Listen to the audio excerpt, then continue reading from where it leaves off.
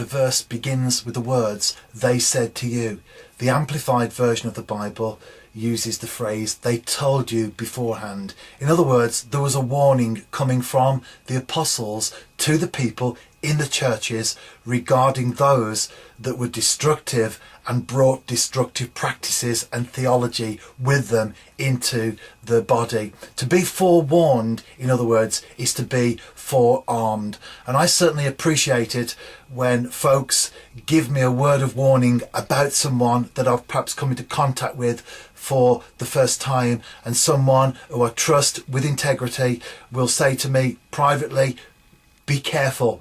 And I will do the same thing myself, not on a regular basis. It's not the sort of thing that you go around trying to cause trouble for folks and lay down poison for people. But occasionally there are those people that in a particular situation we simply have to say something. We have to warn those people that we know regarding the folks that they're coming into contact with. But that is a very rare occurrence, I'm happy to say. I don't like confrontation, but when it's necessary in a church setting or a situation where I am in leadership of some description, then it's my responsibility to actually tackle that particular scenario that is before me. And that's what Jude is saying there, that the apostles, they had already warned the people about these folks and their destructive practices. Verse 17 that we've looked at previously, he uses the word foretold, and that's in a perfect passive participle, which shows that the action of warning was in the past, but the effect of it is still in the present. And just as it was in the present for those people 2,000 years ago when Jude wrote that letter, it's still in the present for us today. We need to be on our guard. They said to you in the last times. This is now what Jude is expanding on the warnings that the apostles gave. They said to you in the last times.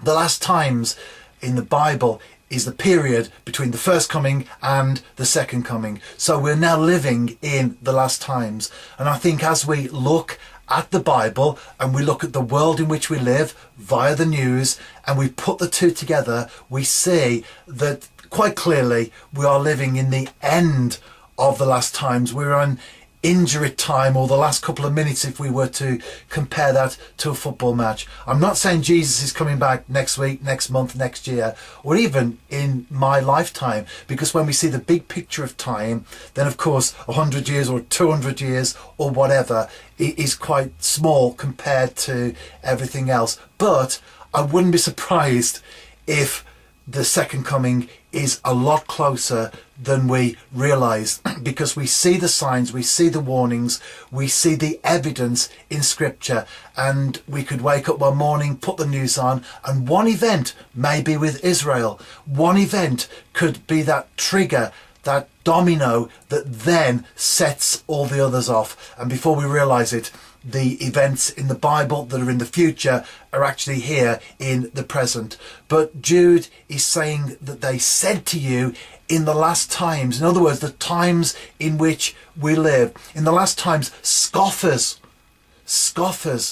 And when he talks about scoffers, it's not talking about those people like myself who go to a buffet and usually end up with 8 plates of food and come away feeling very full. Not talking about that. When it talks about scoffers, the word used in the original Greek there in Jude, the word means to play like a child, to sport, to jest, to ridicule. And so the people that Jude is talking about, it wasn't just a light-hearted play against the church, a bit of fun, a bit of banter. No, this was a serious attack upon God, his word, and his people. These people weren't outside the church, they were actually in it. And those are the most dangerous people, whether, and this obviously is a sermon which is church based, but in a way, certainly my own theology is very practical and very wide.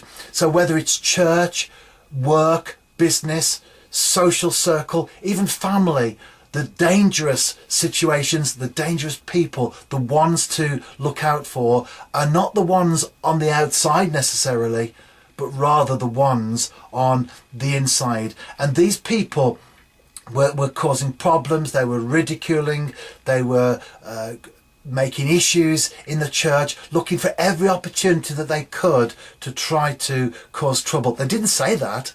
They didn't say, we want to cause trouble, we're out to cause disruption. Like all troublemakers, they all actually believe, and they say that they're out for the common good. They love the church. That's why they're saying the things that they say. They care about the situation. That's why they're getting involved. But in reality, they don't care, because my experience of people in churches and in life in general who fit this category is that they cause the trouble. They say they care, they say they want the best for everyone, and that's why they attack the leader, the pastor, whoever it may be. But ultimately, these people go. They don't hang around. They don't care about the church really. They cause maximum trouble and then they disappear. And usually the pastor, the leader, the person that they say is the one that they're against, the real troublemaker, he's the one who stays. He's the one who is there into the future. So there's a lot of irony in what these sort of people say, whether it's in church or whether it's in real life, as it were, in the wider picture. Because obviously people who watch these videos may not necessarily go to church, and as I've said, my theology is very practical, and so hopefully there's something there that encourages all of us in our wider situations. And of course, as Christians, we go to church, but we also live lives as well. We work, we have businesses, we have families, and all those sort of things. And so these principles can be applied into those situations that we have to be on our guard, whether it's in church or whether it's in a totally secular situation. So these scoffers who will follow their own evil desires, that's how we spot them. That's how these people set themselves up. They follow their own ungodly desires. There were problems in the early church where some people, on the fringe of course, some people were encouraging folks to sin. They were telling people to sin because the more you sin, then the greater the grace. And all those sort of ideas that when people are very convincing, when people can put over a good argument, people sound like they're really speaking the truth. These things can somehow have an effect on people, particularly if it panders to our lowest form of human nature. Then these things can make sense. And so before we realised it, these practices were creeping into the church. Hence Jude and others in the New Testament, of course, are compelled to write these letters to address these issues. And so holiness is important. The way we live our lives, if we're Christians, the way we live our lives is important, because if we're Christians, we're actually living epistles of Jesus Christ. So just as Jude is an epistle in the Bible, a letter, a book of the Bible, in a similar way, then we too are living books of the Bible. We're practical demonstrations of the Christian life, and we're called to be witnesses. And so, although none of us are perfect, that should never become an excuse for bad behaviour. Although none of us are perfect, then there should still be that degree of holiness and right living in our lives, because if we say that Jesus is Lord of our life, then not only does he make a difference in the way that we live our lives, but if we've experienced the reality of relationship with God, then we also want others to do that as well. And we do that by living a life that is an example. Now, these people in Jude, they weren't examples.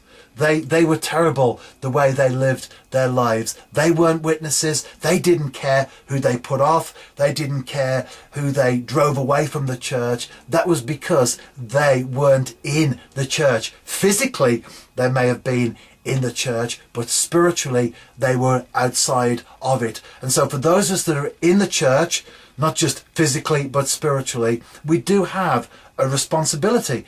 not just a burdened responsibility, but a privileged responsibility to live our lives that we might be broadcasting to those around that Jesus is alive and that he does make a difference in our very being and our daily lives and the way we conduct ourselves. They said to you, Jude wrote in verse 18, they said to you, in the last times there will be scoffers who will follow their own evil desires. We need to be on our guard. We're living in the last times. These people are out there in the church and beyond, and the way they live their lives is a demonstration of the fact that although they may be attached to church, spiritually they're not in it. For those of us who are, and we know we are, we have a responsibility to be aware of what's going on, but more importantly to reflect back to us that we might live our lives to glorify God.